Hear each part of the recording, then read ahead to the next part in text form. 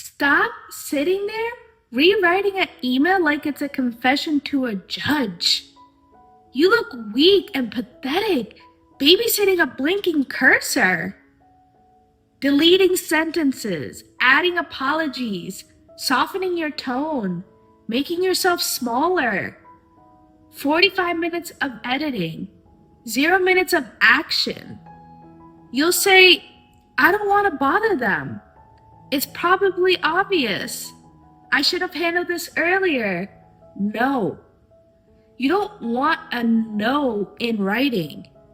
You don't want confirmation that you mismanaged your time.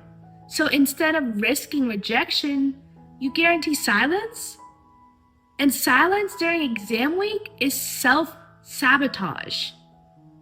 If you haven't opened chapter 7 in the guide, do it. The scripts are already built.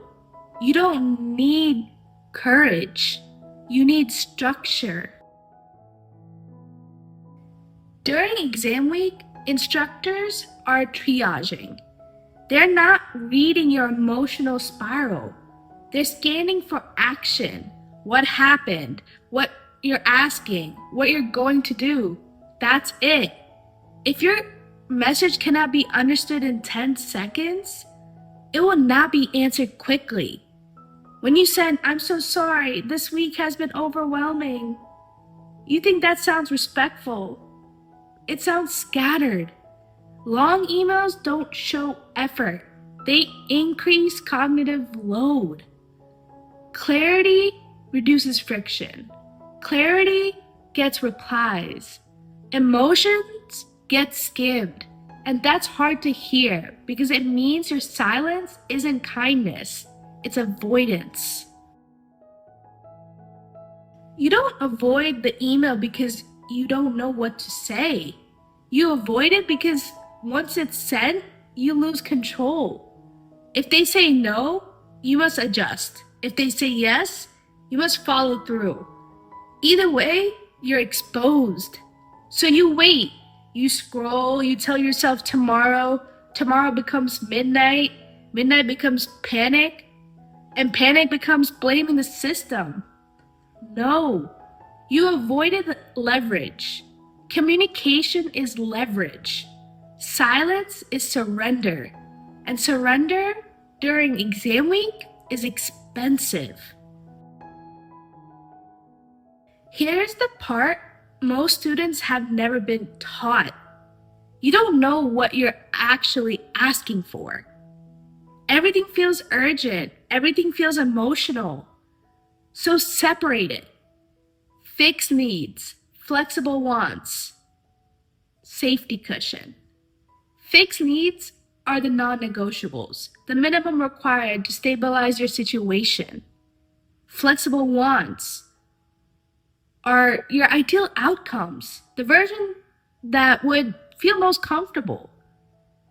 And your safety cushion is the buffer you build into your request so you're not operating at the edge of collapse.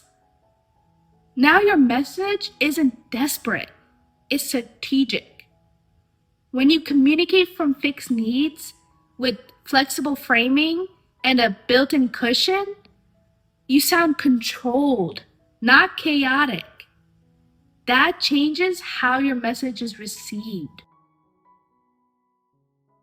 When you write, can I get an extension? You're not communicating. You're outsourcing. You're thinking. You're asking them to evaluate your situation, guess your timeline, design your recovery plan, and during exam week, no one has time for that. That's why vague emails get ignored. Not because they don't care, because they're incomplete. Instead, present a path. You don't say, can I maybe, you say, I'm requesting to submit X by Friday. I underestimated Y. My plan is to complete A tonight, B tomorrow, and attend office hours if permitted. That sentence does 3 things. It shows accountability. It shows direction. It shows movement. Professors respond to movement. They ignore vagueness. And vagueness is avoidance in disguise. The full scripts are in Chapter 7. Extension with a plan. Clarification before an exam. Short subject lines that tell the truth. The exact phrasing. You don't need to invent this under pressure. You need to execute it.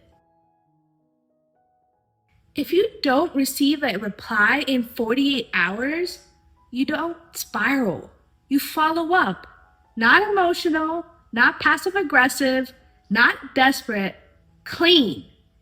Following up on a message from Monday. If the request isn't possible, a quick no helps me adjust my plan. That line matters because you're not just asking for an answer. You're signaling you are adjusting either way. You're operating with a safety cushion. You're planning forward. You're not frozen. That follow-up shows steadiness, and steadiness builds credibility. The full follow-up structure is in the guide. Use it. You think asking for help makes you smaller? It makes you professional. Silence feels safe because no one can reject you. But silence removes your leverage. When you separate fixed needs from flexible wants, when you build a safety cushion into your request, you reduce fear before you ever hit send. Plans shrink fear, not affirmations, plans. Most instructors are not looking to punish clarity. They're looking for it. Let me say this clearly. I know what that blinking cursor feels like. I know the hesitation before hitting send, the spiral of what if they think less of me? That's exactly why Chapter 7 exists. The guide isn't there to make you eloquent. It's there to make you steady. You get the full extension scripts, the clarification templates, the follow-up structure, the subject lines that actually get open. You don't need to improvise while being anxious. You need a framework. You don't get a reward for suffering quietly. You build leverage by being clear, direct, structured. Open the guide. Use the script. Adjust it to your fixed needs. Build your safety cushion and send it. Because exam week doesn't crush students who communicate. It crushes students who hide. And you're not hiding anymore. Send the email.